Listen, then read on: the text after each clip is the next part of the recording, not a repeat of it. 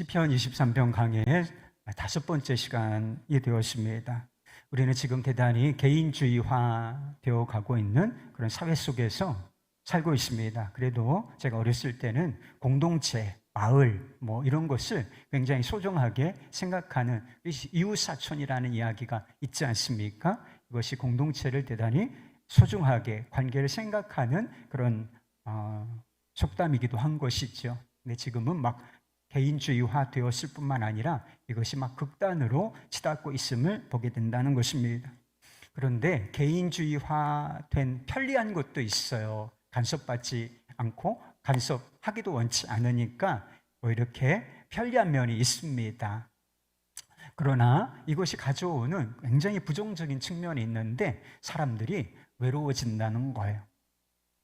폴 트루니에 박사가 있습니다. 고독으로부터 높이라고 하는 책을 쓰셨는데 현대인을 대표하는 한 여자분의 이야기를 그 책에서 하고 계십니다.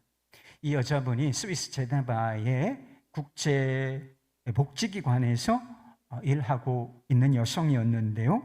이 여성분은 하루 일과를 마치고서 잠자리에 들기 전에 반드시 라디오 프로그램 하나를 듣는다는 것입니다. 그리고 이 라디오 프로그램이 끝날 때까지 그 라디오를 청취하는데 마지막 그 아나운서의 멘트가 있었기 때문이라고 하는 것입니다. 그래서 이 멘트를 듣기 전까지는 잠에 들지 않는다라고 하는 것입니다.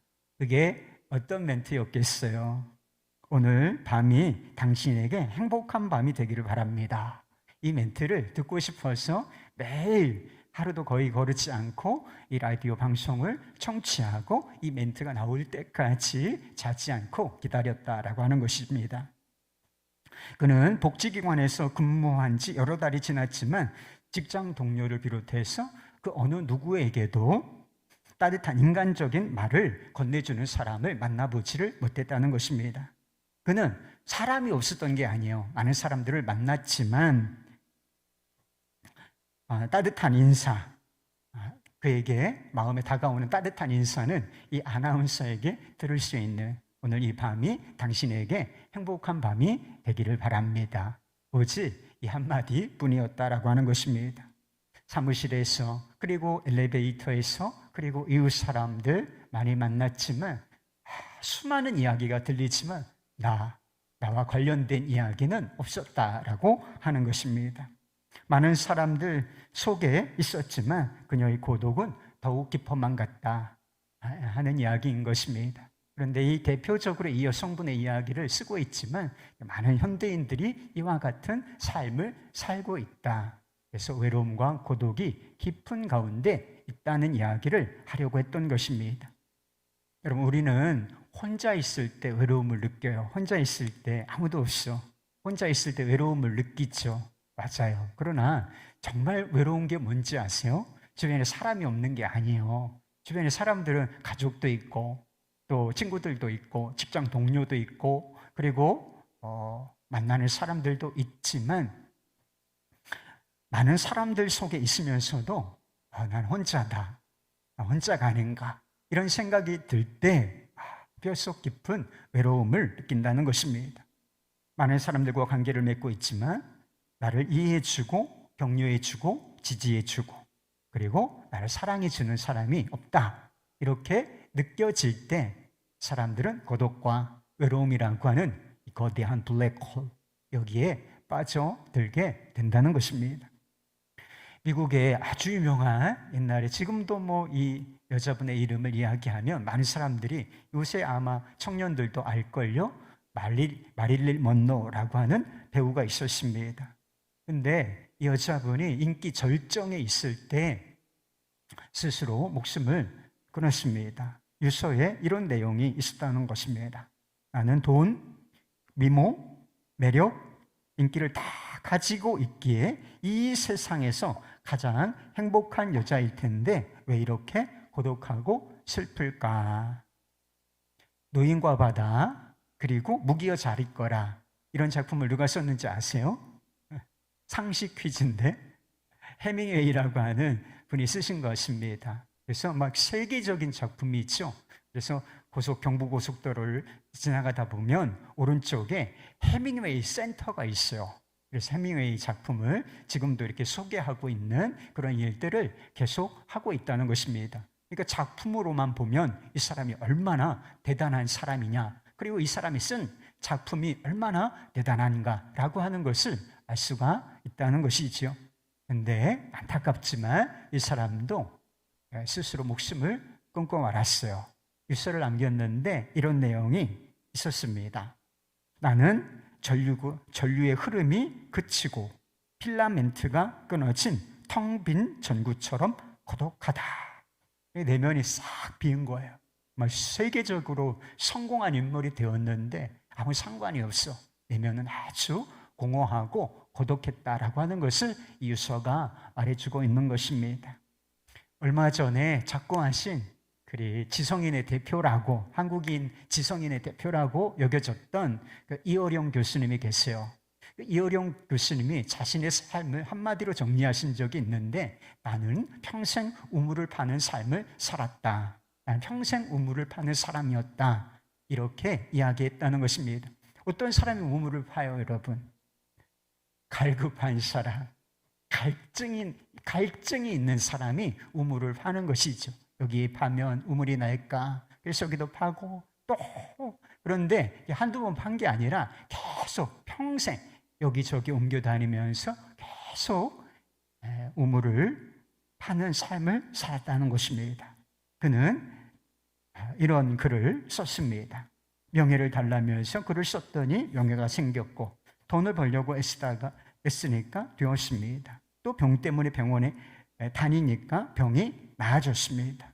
그런데 어느 날 너무 외로워서 극장에 가서 영화를 보고 내가 좋아하는 글을 봐도 마음은 채워지지 않았습니다. 이 세상에서 나 혼자구나 라고 느껴졌습니다. 이 절대 고독을 느낄 때, 즉 영원히 목마를 때, 보통 물로는 채울 수 없는 갈증을 느낄 때, 도대체 나는 어디로 가야 합니까? 이런 글을 써놨다는 거예요. 채울 수 없는 갈증, 명예를 위해서 이렇게 우물을 파서 갈증을 채워보고자 했지만 채워지지를 않았다. 그리고 절대 고독. 그래서 이것저것을 해보았지만 아무것도 진짜 영혼을 채울 수는 없었다라고 솔직하게 고백하고 있는 것이죠. 예수를 만나기 전의 이야기인 것입니다. 이런 사람들의 삶의 이야기가 보여주는 공통점이 무엇이겠습니까? 우리가 그토록 열망하는 것, 세상 사람들이 그토록 열망하는 것, 인기, 돈, 명예, 성공, 이런 것들이 우리 내면의 공허함을 채울 수는 없다는 사실입니다. 이런 것들로 우리 내면의 공허함이 채워진다면 얼마나 좋습니까? 그래서 사람들이 우물을 파잖아요. 그런데 이런 것들로는 내면의 공허함을 채울 수 없다라고 하는 사실을 이런 이야기들이 보여주고 있는 것입니다. 그리고 사랑, 그리고 인격적인 관계 속에서 나오는 그 친밀함이 있잖아요. 인격적인 관계 속에서 나오는 그 친밀함, 그것을 대신할 수 있는 것은 아무것도 없다는 것입니다. 돈이면 다 될 것 같아요, 여러분. 세상은 돈이면 다 된다고 하죠. 그러나 진리는 그렇지 않아요. 진리는 돈이든 성공이든, 그것이 명예이든 인기이든 또 무엇이든, 사랑으로부터 오는, 인격적인 친밀함으로부터 오는 그 기쁨, 만족감, 정서적인 안정감, 이런 것들을 대신해 줄 것은 아무것도 없다라고 하는 것입니다. 우리 주변에 필요 이상으로 무엇인가 집착하는 사람들이 있습니다. 여러분, 뭔가에 집착하는 게 있어요? 필요한 것인데 필요 이상으로 집착하는 거, 그런 것들이 너무나 많죠. 쇼핑 중독 같은 어떤 중독 현상들이 다 그런 것들이에요. 여러분, 우리가 쇼핑을 하고 물건을 살 필요가 있을까요? 그렇죠. 우리에게 옷도 필요하고 신발도 필요하고 또 전자제품도 필요하고, 그런데 문제는 필요 이상으로 산다는 거예요. 그래서 홈쇼핑 채널 늘 틀어놓고서 저게 좋겠다 이렇게 생각하면 그걸 구입을 한단 말이에요. 근데 결국은 거의 쓰지도 않고 이렇게 물건이 쓰지 않는 물건들이 이렇게 집안에 차곡차곡 쌓이는 그런 경우도 많이 있다는 것입니다. 어떤 사람들은 무시를 당할까 봐 좋은 차를 사고, 꼭 좋은 차가 필요해요? 좋은 차가 승차감도 좋고 좋죠. 그러나 좋은 차를 사는 이유가 그것뿐이냐는 거예요. 내가 사람들한테 무시당하면 안 되지. 이건 좋은 차 타고 가면 호텔에서 문을 열어준단 말이에요. 근데 아주 볼품없는 차 타고 가면 저기다 대라 그래요. 차이가 있기 때문에 내가 무시당하고 싶지 않아서 나의 존재를 인정받기 위해서 필요 이상의 일, 재력 이상의 나는 요 정도 수준의 돈에 맞추면 요 정도 수준의 차를 타고 다니면 되는데 그거보다 그래서 카푸어라고 하는 이야기가 나오는 거예요. 카푸어 아세요? 막 이 청년 세대들이 막 억대하는 이런 슈퍼카 있잖아요. 고외제차 이런 거 탈탈 털어서 그것도 할부로 사놓고서 나머지는 거지처럼 사는 거야. 거지 아니고 거지. 그래서 카푸어라고 하는 거예요. 카푸어. 필요 이상의 일을 하는. 여러분 차가 필요하죠, 여러분. 저도 차 타고 다닙니다. 필요한 것이죠. 그러나 필요 이상으로 막 큰 차를 사고 막 치장을 하고 이렇게 하는 사람들이 많다는 거예요. 여러분 좋은 옷, 깨끗한 옷이면 됐죠. 좋은 옷 한두 벌쯤 있어도 됩니다. 명품 괜찮아요. 그런데 그런 명품을 가지고 과시하려고 하는 사람들 너무 많다는 거예요. 아니 백이지. 거기에 이상한 거 들어가요? 거기에 사람도 넣을 수 있습니까? 그런 건 아닌데도 막 필요 이상의 그런 명품을 또 좋은 옷을 입고 사고 하려고 한다는 것입니다. 작아 보이는 것이 무서워서 큰 집을 사는 사람들이 얼마나 많은지 모릅니다. 그냥 청소하기 힘들잖아요. 집이 크면 관리할 것도 많아지고 이렇게 되는데 필요한 평수만큼 살면 되는데 작아 보일까 봐, 작은 아파트에서 산다 무시당할까 봐 막 이렇게 있는 돈 없는 돈 끌어다가 좋은 집에서 큰 집에서 살려고 하는 사람들이 너무나 많다는 것입니다. 그리고 게임과 술과 약물에서 인생의 만족과 즐거움 이것을 찾아 헤매는 사람들이 얼마나 많은지 모른다는 것입니다. 왜 그럴까? 이런 현상이 왜 일어날까? 마음이 충만하게 채워져 있으면 마음에서 샘이 솟고 있으면 이런 게 없어도 돼요. 그냥 필요한 정도로만 있어도 됩니다. 그래서 자기를 막 과장하고 과대포장하고 과시하고 이럴 필요가 전혀 없다. 자신의 있는 그대로 보여줄 수가 있어요. 내 영혼이 뭔가 내면이 충실하게 채워져 있으면 만족과 기쁨을 내가 누리고 있으면 그런 게 굳이 필요 없다는 것입니다. 사랑과 친밀함으로 채워져 있어야 할 공간이 텅 비었기 때문에 필요 이상으로 다른 것들에 집착하게 되는 상황이 벌어진다라고 하는 것입니다. 우리에게 필요한 것은 단순히 내 옆에 누군가, 여러분 다 그럴 거죠. 여러분 주변에 그래도 사람이 있잖아요. 가족도 있고 친구도 있고 다 있잖아요. 단순히 누가 내 옆에 있는 게 아니라는 것입니다. 우리에게 정말 필요한 것은 관심이고 사랑인 것입니다. 인격적인 관계이고 그리고 인격적인 관계에서 나오는 그 친밀감, 그것이 필요하다라고 하는 것입니다. 이런 관계 안에 있을 때에만 우리는 인간다운 삶을 살 수가 있는 것입니다. 그리고 우리의 삶에 고난과 고통이 온다 할지라도 소망을 잃지가 않을 수 있는 것입니다. 이겨낼 수 있는 힘이 바로 거기서부터 나온다라고 하는 것입니다. 이란에 밤이라고 하는 도시가 있대요. 밤시라고 하는 데서 큰 지진이 여러 차례 있었습니다. 근데 어느 해인가도 아주 큰 지진이 발생을 해서 막 건물들이 무너지고 이런 일들이 일어났다는 것입니다. 그래서 이 지진이 발생하자 각국에서 파견된 구조대가 매몰된 사람들을 구조해 나가기 시작했습니다. 그런데 이게 시간을 다투는 일이잖아요. 하루 이틀, 3일, 4일 이렇게 쭉 시간이 지나가면 지나갈수록 매몰된 주민들이 생존할 가능성이 점점 희박해져 가고 있는 그런 상황이었대요. 그런데 어디선가 6개월 된 아이가 극적으로 구조되었다는 소식이 들렸다는 것입니다. 나심이라고 하는 이름을 가진 여자아이였는데요. 건물이 무너지는 순간 이 연약한 아이가 어떻게 생명을 보존할 수가 있는가? 건물이 무너지는 순간 그 옆에 있었던 엄마가 그 아이를 와라! 자기 품으로 끌어안았기 때문에 이 무너지는 건물 더미에 깔리지 않고 목숨을 보존할 수가 있었다는 것입니다.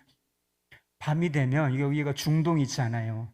중동에서 사람이 얼어 죽는다는 거 여러분 들어보셨어요? 기온차가 엄청 심해요. 낮에는 막 40도, 50도까지도 막 올라가지만 밤이 되면 막 이게 기온이 뚝뚝 떨어진단 말이에요. 그래서 굉장히 추워요. 그래서 얼어 죽는 일도 실제로 있다는 이야기를 들었습니다. 그런데 막 살을 애는 듯한 이 추위 속에서도 이 연약한 어린 아이가 살아남을 수 있었던 이유가 무엇이었겠습니까? 엄마가 함께 있었기 때문에 그래요. 엄마의 따뜻한 그 체온을 느끼면서 이 아이가 연약하지만 그 생명을 계속하여 하루 또 하루 또 하루 이렇게 구조되기까지 이어갈 수가 있었다는 것입니다. 다른 현장에서는 12살 된 소녀가 구조되었다는 것입니다. 구조팀이 무너진 집 사이에서 다리가 부러지고 의식을 잃어가는 소녀를 구조하였습니다. 그런데 이 아이가 구조를 받게 되고 다시 이제 정신을 차리게 된 이후에 기자들과의 인터뷰에서 이런 이야기를 했다는 거예요. 자기가 어떻게 그런 극단적인 상황, 절망적인 상황을 버텨낼 수 있었는지 이렇게 이야기를 했다는 거예요. 아빠가 항상 제게 말씀하셨어요. 나는 언제나 너와 함께 있을 거야. 죽고 싶을 정도로 춥고 무서웠지만 그 말을 생각하며 견뎌냈어요. 생후 6개월 된 아이는 엄마의 품속에서, 그리고 12살 된 소녀는 아빠의 목소리, 아빠가 평상시에 해주었던 그 말, 나는 항상 너와 언제나 함께 있을 거야 라는 믿음 안에서 그들이 생명을 유지할 수 있었다라고 하는 것입니다. 저는 이것이 함께라고 하는 관계가 가지고 있는 위대성이라 믿습니다. 가끔 나는 아무도 필요 없어, 이렇게 나는 아무도 필요 없어, 혼자도 잘 살아, 아무도 필요 없단 말이야, 이렇게 말하는 사람들이 있어요. 이게 만용입니다, 여러분. 용기가 있어서 정말 혼자서도 다 잘 살 수 있기 때문에 그렇게 얘기하는 게 아니에요. 사실은 거꾸로 알아들어야 돼요. 옆에서 난 혼자서도 다 잘 쓸 수 있어, 아무도 없어도 돼, 이러는 사람 있잖아요. 그러면 무슨 뜻으로 알아들어야 하느냐? 살고 싶다는 얘기예요. 그리고 도와달라는 뜻입니다. 죽겠다는 이야기예요. 일본의 시바타 도요라고 하는 시인이 계신데 아주 연세가 높으신 분이시고 지금은 돌아가셨어요. 그분이 시집을 하나 내셨는데 그 시집 안에 바람과 햇살이라는 제목의 시가 있어요. 짧은데 제가 읽어드려 볼게요. 바람이 유리문을 두드려 문을 열어주었지. 그랬더니 햇살까지 따라와 셋이서 수다를 떠내. 할머니, 혼자서 외롭지 않아? 바람과 햇살이 묻기에 사람은 어차피 혼자야 라는 대답했네. 고만 고집 부리고 편히 가자는 날에 다 같이 웃었던 오후. 감각이 있어요, 이 시가. 인생을 이야기하는 시라서 그런 것 같습니다. 사람은 어차피 다 혼자야. 여러분 이 말에 공감하세요? 사람은 다 어차피 혼자야. 이어령 교수님이 느낀 것도 이거 아니네. 나는 혼자서 세상에 가족들이 다 있었단 말이에요. 주변에 이 사람들이 대단히 많았는데 인생은 혼자구나. 나는 이 세상에 혼자구나. 이 절대 고독을 느꼈다는 거예요. 그런데요, 세상은 어차피 혼자다. 이게 사람들 안에 깊이 뿌리 내린 정서라고 하는 것입니다. 그래서 나중에는 체념하게 됐죠. 그래, 어차피 혼자인 건데 뭐 이렇게 살다 가는 거지. 이게 극단적으로 이런 이제 고독에 빠지게 되면 그런 이제 잘못된 선택을 하기도 하는 것입니다. 사람은 어차피 혼자다. 이 사람과의 관계가 전부라면 이 말은 옳은 말이에요. 우리의 삶을 대신해 줄 수 있는 사람이 누가 있습니까? 우리가 이 인생에서 고난과 고통을 겪을 때 이것을 대신해 줄 수 있는 사람이 누가 있어요? 옆에서 안타까워해 주는 사람은 있을 수 있지만 이게 내가 다 겪어야 하는 것 아니겠습니까? 내가 홀로 겪어야 하는 것 아니겠어요? 마지막 순간을 한번 생각해 보세요. 우리가 이 세상을 살다가 떠나야 하는 순간, 죽음의 순간을 한번 생각해 보세요. 죽음이라고 하는 강, 요단강을 나와 함께 건너줄 사람이 누가 있는지 한번 생각해 보세요. 작별 인사는 애틋한 작별 인사를 해줄 수는 있지만 내 손 붙잡고 그 죽음이라는 강, 그 두려운 강을 건너줄 사람은 아무도 없다. 불가항력이에요, 여러분. 그래서 죽음의 강은 나 혼자 건너야 하는 것인데 이게 인생을 보여주는 거예요. 여러분, 인생을 보여주는 거예요. 결국 혼자 남겨지고 혼자 죽음이라는 고통의 강을 건너야 하는 거죠. 그러니 외롭지 않은 사람이 아무도 없는 거예요. 그러나 복음은 결코 우리가 혼자가 아니라고 말씀해 주고 있습니다. 성경이 우리에게 전해주고자 하는 핵심 메시지가 있어요. 핵심 메시지. 성경을 읽어보면 이 메시지가 아주 뚜렷하게 많은 말씀을 해주고 계시지만 뚜렷하게 이 메시지를 계속 다양한 각도에서 다양한 방법을 통해서 우리에게 해주고 계시는 말씀이 있어요. 그것은 하나님께서 우리와 함께 하신다라고 하는 사실인 것입니다. 여러분, 성경 말씀을 읽어보세요. 창세기부터 요한계시록까지 함께, 동행, 이런 단어를 한번 찾아보세요. 같이.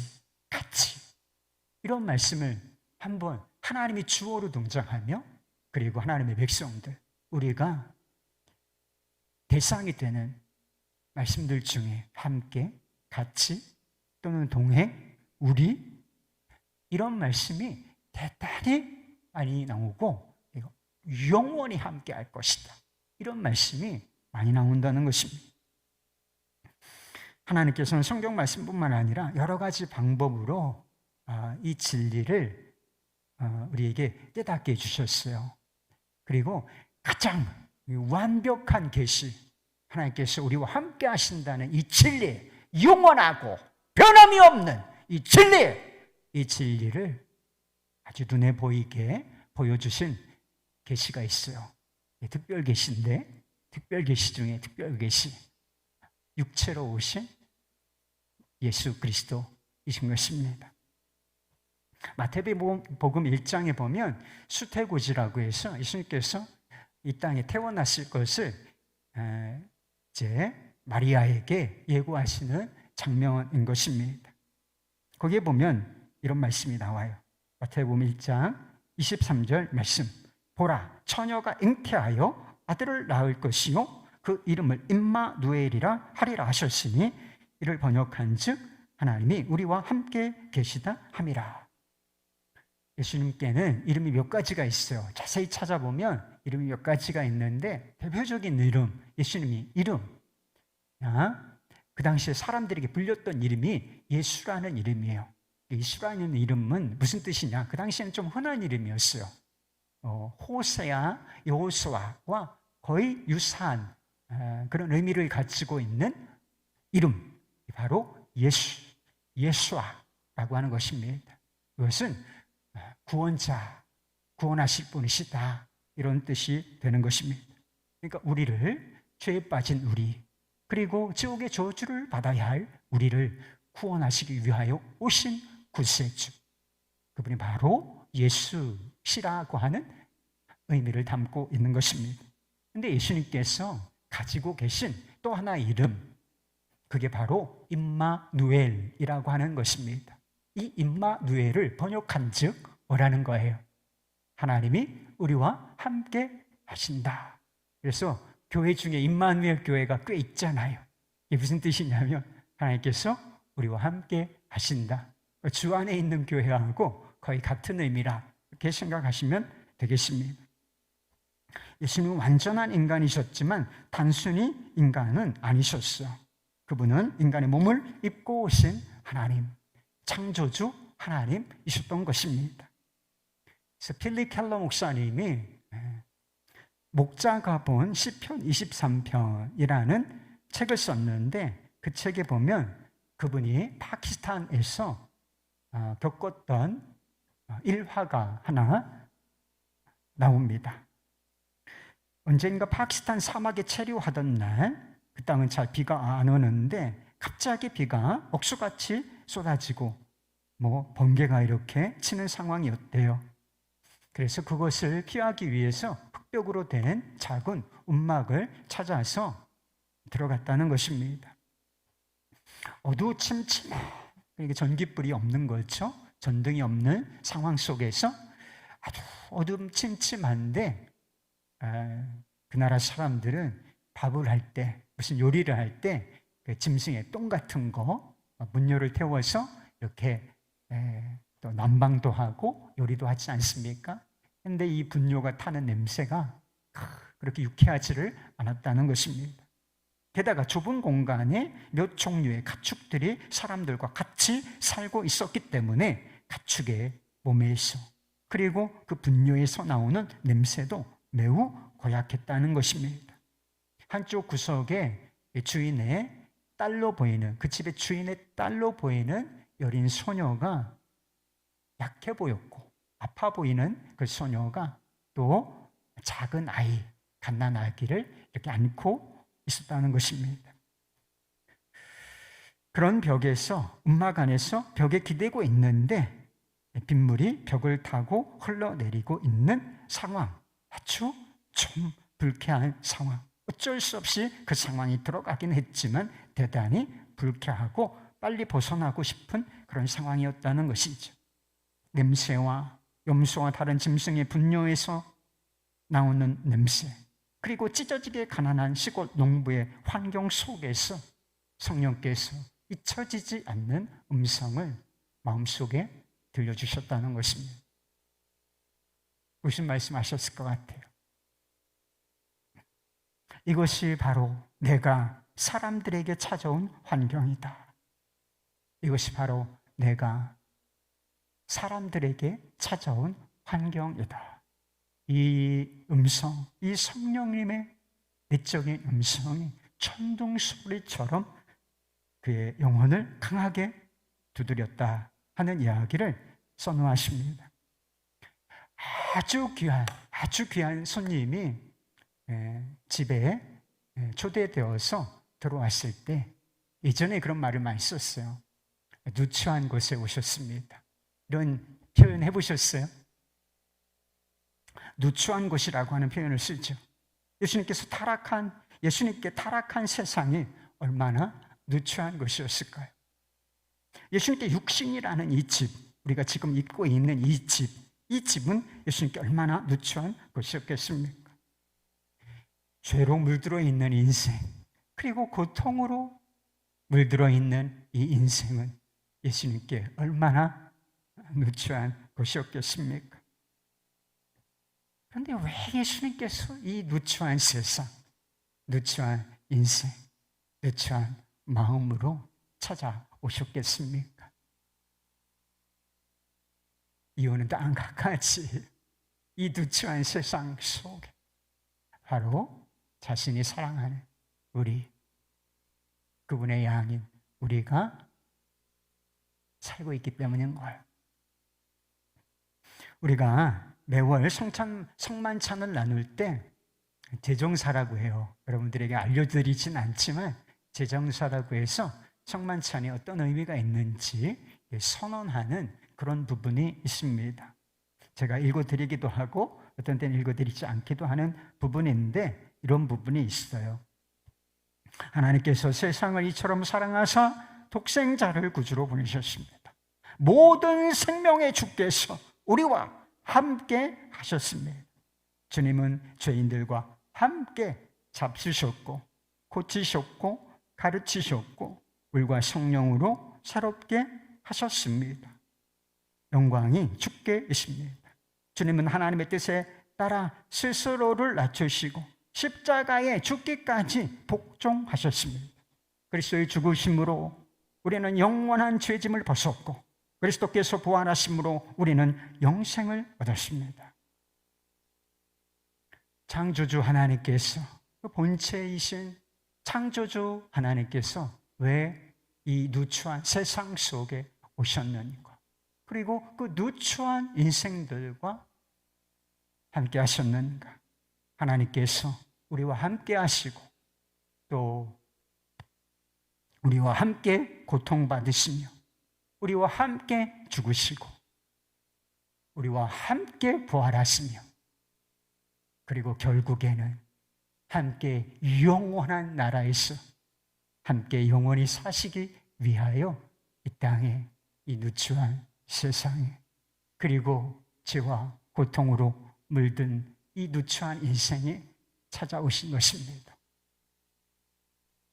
육체를 입고 오신 예수님께서는 더 이상 우리 가운데 계시지 않습니다. 그래서 간혹 그런 생각을 할 때가 있어요. 눈에 보이시는 예수님, 우리의 구주가 되시고 우리의 주인이 되시는, 우리 왕이 되시는 예수님, 내가 눈으로 볼 수 있다면 얼마나 좋을까. 그분과 내가 함께 이렇게 육체를 가진 신주님과 함께 제자들이 그랬던 것처럼 살 수 있다면 얼마나 좋을까. 이런 생각을 할 때가 있었습니다. 근데요, 여러분 걱정하지 않아도 돼요. 실망하지 않아도 좋습니다. 예수님께서는 더 놀라운 방법으로 지금 우리와 함께 계신다는 것입니다. 육체를 가지고 오셨던 예수님께서 성령으로 우리 안에, 믿음을 통하여 성령으로 우리 안에, 내 안에 와 계시기 때문이라고 하는 것입니다. 우리가 진실한 그리스도인이라면 단 한 사람도 믿음이 진실하냐, 이게 문제지, 진실한 믿음을 가지고 있다면 단 한 사람도 예외가 없이 성령께서 내주하고 계신다. 우리가 붙잡아야 할 진리, 그것은 하나님께서 우리 안에 우리와 함께 계신다라고 하는 진리인 것입니다. 성령께서 우리 안에 계신다는 뜻이 무엇인가? 하나님께서 모든 순간, 모든 상황 속에서 우리와 함께 계신다라고 하는 것입니다. 천국에 이를 때까지 우리의 삶이 앞으로 얼마나 남아 있을지는 모르지만 지상에서 영원까지 영원한 나라가 목표인데 그 목적지에 도달할 때까지 주님은 우리와 함께 하시며 우리의 삶을 안위하시고 보호하신다는 것입니다. 인생을 길이라고도 표현하죠. 그래서 인생길, 꽃길일 것 같아요? 그렇지가 않잖아요. 여러분 살아봐서 알잖아요. 여러분 잘못 살아서 그런 거 아니에요. 여러분이 잘못 살아서 험한 일 당하고 힘든 일이 있었던 것이 아니고 인생은 원래 그런 거예요. 세상이 타락하고 우리가 죄 안에 있었기 때문에, 그리고 아직도 육신의 죄가 있기 때문에 인생이라고 하는 것은 험하고 먼 길이라 할 수 있는 것입니다. 멀고 험한 길, 이 인생길을 걷다 보면 많은 것을 잃어버릴 수가 있게 돼요. 그리고 결국은 모든 사람이 모든 것을 잃어버리는 때가 오는 거예요. 뭘 잃을 수가 있죠? 건강도 잃을 수가 있어요. 그러면 돈이 있었죠? 돈도 잃을 수가 있어요. 집도 잃을 수가 있습니다. 그리고 사람들과의 좋은 관계, 좋은 교제를 잃어버릴 수도 있습니다. 그리고 언젠가는 이 목숨, 가장 소중한 이 목숨, 육신의 목숨도 잃어버릴 때가 오게 되는 것이죠. 그게 바로 죽음인 것입니다. 그럼 죽음을 누가 피해요? 그러나 우리가 그리스도인이라면 어떤 순간에도 잃어버리지 않는 것이 있게 됩니다. 함께 하시는 하나님과의 관계인 것입니다. 그분의 관심과 사랑이라는 것입니다. 그리고 그분의 보호하심과 안위하심, 이것은 어떤 순간, 어떤 상황 속에서도, 그리고 심지어는 죽음이라고 하는 극단적인 상황 속에서도 잃어버리지 않는 것, 이게 바로 주님의 함께 하심인 것입니다. 멀고 험한 길을 걸을 때 간혹 혼자 남겨진 것 같은 시간들이 있어요. 주변 사람들, 좋은 사람들로부터 뚝 떨어져 나와서 관심과 사랑을 잃어버린 것 같은 상황 속에 길을 잃었구나, 이런 것 같은 상황 속에 있을 수 있습니다. 그것이 솔직한 우리의 느낌일 수 있어요. 이것을 부정할 필요는 없다고 생각합니다. 외롭다. 그래요. 그게 솔직한 감정일 수는 있습니다. 그러나 그게 진리는 아니에요. 그게 솔직한 내 감정일 수는 있지만 내가 크리스천이라면 그게 진리는 아니라는 거예요. 진리는 뭐예요? 내가 혼자구나. 내가 정글에서 길을 잃었어. 그럼에도 불구하고 그 순간에 누구는 함께 계시다. 주님은 우리와 함께 계시다. 이게 진리라는 것입니다. 하나님께서 언제나 나와 함께 하신다. 이 하나님의 임재라고 하죠. 임재, 영적 임재, 육적 임재의 시대는 끝났다니까요. 그걸 기대하면 안 돼요, 여러분. 성령으로 우리 안에 와 계시고 그것을 확인하는 방법은 말씀을 드린 적도 있어요. 하나님을 정말 아버지라고. 요즘에도 주일설교 주제가, 로마서 8장의 주제가 성령이라니까요. 거룩함에 대한 갈망이 있냐? 하나님을 아버지라고 부르짖냐? 하나님을 사랑하느냐? 그러면 주님 안에 있는 사람이라니까요. 이렇게 하나님께서 함께 하시는 임재, 이 하나님의 임재의 눈이 열리면 세상을 보는 눈이 달라지게 되어 있습니다. 이전과는 다른 태도, 다른 마음으로 세상을 살아갈 수가 있다는 것입니다. 여러분, 다윗도, 오늘 본문 말씀을 기록한 다윗도 인생길이 평탄했을 것 같죠? 우리가 다윗의 삶을 면밀하게 들여다보지 않았기 때문에 그런 엉뚱한 생각을 하는 거예요. 다윗의 인생길이 평탄했다고요? 여러분, 절대로 평탄하지 않았어요. 그에게도 인생은 대단히 험난한 것이었습니다. 그도 광야의 길을 걸었고, 심지어는 뭐라고 하고 있습니까? 오늘 보면 말씀 4절. 내가 사망의 음침한 골짜기를 지날지라. 무슨 뜻이에요? 죽음의 위기를 겪었다는 거예요. 죽음의 위기를 한두 번 겪은 게 아니에요, 여러분. 우리 다윗같이 상황 속에 놓여 있으면 여러분, 우리 견디지 못하는 사람 너무 많을걸요? 그 정도로 다윗이 어려운 일들, 험악한 일들, 죽음의 위기까지 겪었다는 거예요. 그러나 여러분, 결론이 뭔지 아세요? 인생길을 지나면서 그와 같은 위기를 만났지만 그가 다 통과해냈다는 거예요. 다 통과해냈는데 그 비결이 뭐냐? 인생에 어려운 일이 있어서 잘 살아낸 게 아니고 인생에 어려운 일 많았지만 잘 살아냈다. 어떻게? 주님께서 나와 함께 하신다 하는 이 영적 진리, 이 하나를 붙잡고 다 통과해낸 거예요. 그래서 영적 거장으로 우리 앞에, 신앙의 모델로 우리 앞에 서 있는 것이 아니겠습니까? 내가 사망의 음침한 골짜기로 다닐지라도 해를 두려워하지 않을 것은 두려움이 사라졌다. 주께서 나와 함께 하십니다. 주의 지팡이와 막대기가 나를 안위하시나이다. 목자로서의 경험을 여기 싹 녹여놓고 있는 거죠. 사랑하는 여러분, 지금 고난당하고 있습니까? 진리는 혼자가 아니에요. 생활고에 시달립니까? 여러분, 지긋지긋한 질병에 시달리고 있습니까? 여러분, 혼자가 아닙니다. 결혼 생활에 위기를 겪고 있나요? 가정에 힘든 일이 있습니까? 여러분, 결코 혼자가 아닌 것입니다. 사망의 엄청난 골짜기를 지나고 계시는 것 같습니까?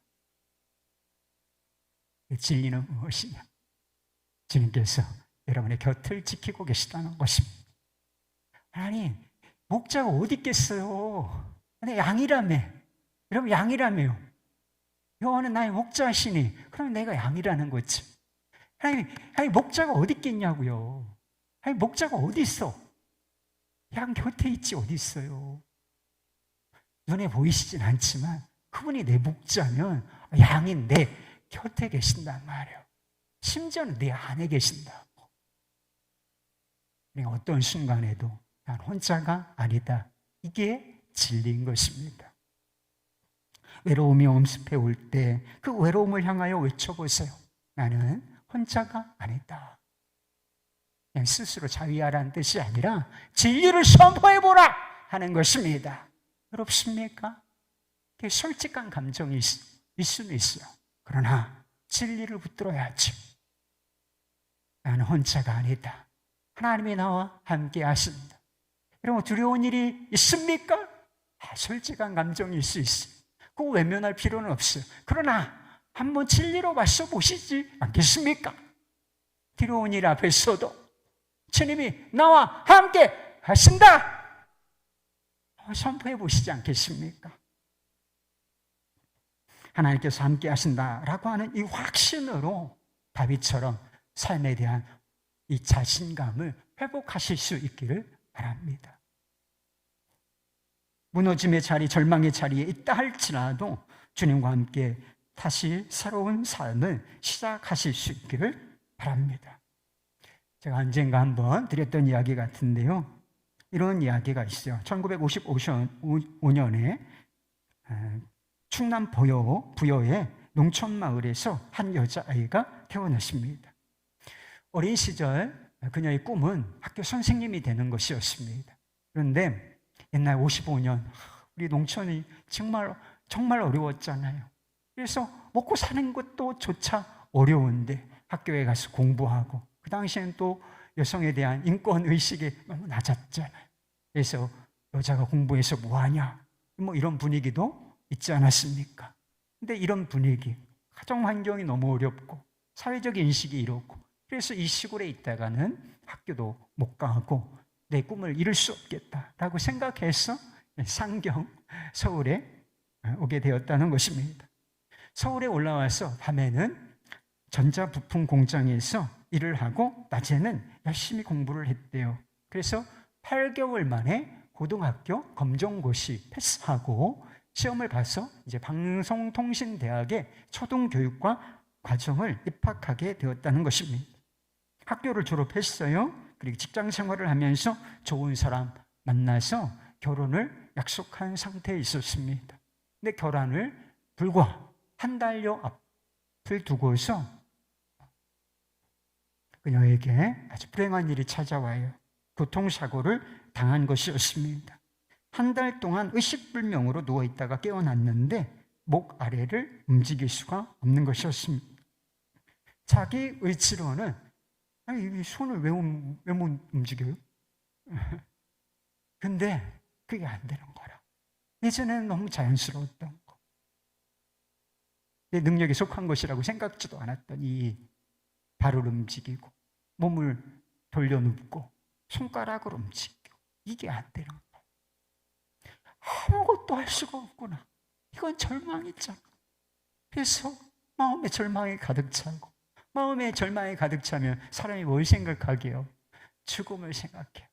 그래서 이제 이 고단한 삶, 이제 끝나버려야 되겠다라고 마음을 먹었다는 것입니다. 그런데 손가락할 수 없는 그런 상황이었지만 그녀는 절망을 딛고 일어나요. 그녀에게도 유일하게 움직일 수 있는 기관, 신체 기관이 있었습니다. 그게 바로 입이었어요. 그때부터 그녀는 입으로 그림을 그리는 구족 화가의 꿈을 갖게 되었습니다. 그리고 그 꿈을 이루어내요. 시인이자 구족 화가인 한미순 집사님의 이야기인 것입니다.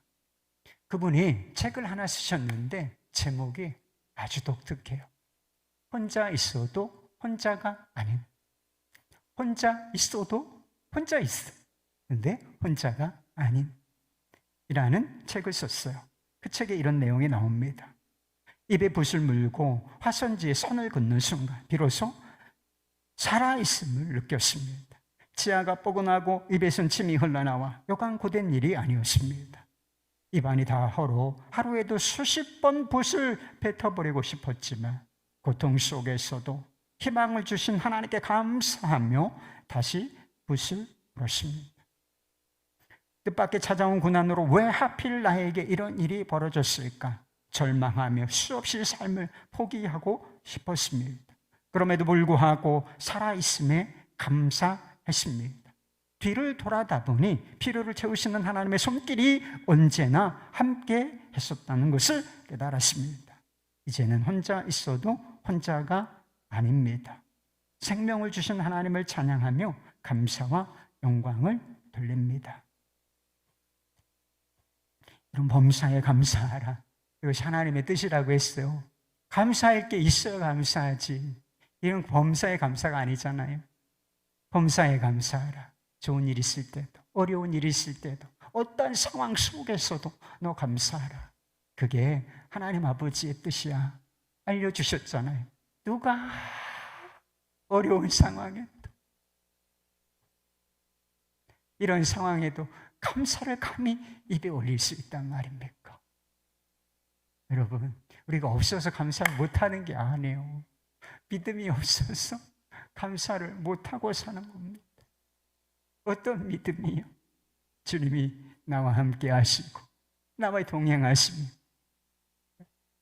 영원에 이르기까지 내 삶을 안위하신다. 이 진리가 믿어지지 않기 때문인 것입니다. 이 진리가 믿어져야 비로소 범사에 감사할 수 있는 사람이 되는 것입니다. 외로움의 때는 결코 유쾌한 시간이 아니요. 외로운 게 유쾌합니까? 고난의 때는 결코 행복한 시간이 아니요. 고난이 행복합니까? 그 이상한 사람이요. 그러나 외로움과 고난, 이것이 우리에게 열어주는 기회가 있다는 것도 사실이에요. 부정적이에요. 힘든 일입니다. 그러나 이것이 가져다주는 새로운 기회 한 가지가 있어요. 외로우니까 주님을 찾게 되는 거예요. 사람을 의지할 수도 있죠. 외로우니까 사람을 찾고 막 뭔가를 대체할 거를 찾고, 그러나 믿음 하나로 방향만 틀면 주님으로 향하게 되는 거예요. 고난의 때, 힘든 때지. 그러나 그때는 어떤 기회가 주어지느냐? 지팡이를 들고 양을 돌보는 그 목자, 우리의 삶을 지키시고 인도하시며 안위하시고 함께 하시는 그 주님을 더 깊이 만날 수 있는 기회가 주어지는 것입니다. 수많은 시편들이 우리에게 보여주고 있는 영적 진리인 것이지요. 그럼 외로우십니까? 그럼 주님을 바라보시오. 힘든 일이 있습니까? 그러면 더욱 주님을 바라보시길 바랍니다. 우리가 믿음과 감사를 잃지 않는다면 주님을 더 깊이, 그냥 피상적인 믿음, 피상적인 관계 아니고 이 관계가 막 리얼해지는 거야. 리얼해지는 거야. 실전이 되는 거죠. 그래서 주님이 나와 함께 하신다. 이게 고백, 영혼에서 울려나오는 이 다윗의 고백이 영혼에서 나오는 고백이에요. 신학적 지식을 통해서 교리적인 설교로 나오는 게 아니고 삶의 체험을 통해서 주님이 나와 함께 하심이라, 이렇게 영혼을 울리는 고백을 할 수 있었는데, 여러분들 그렇게 한번 해보시기를 우리 주님의 이름으로 축원하겠습니다.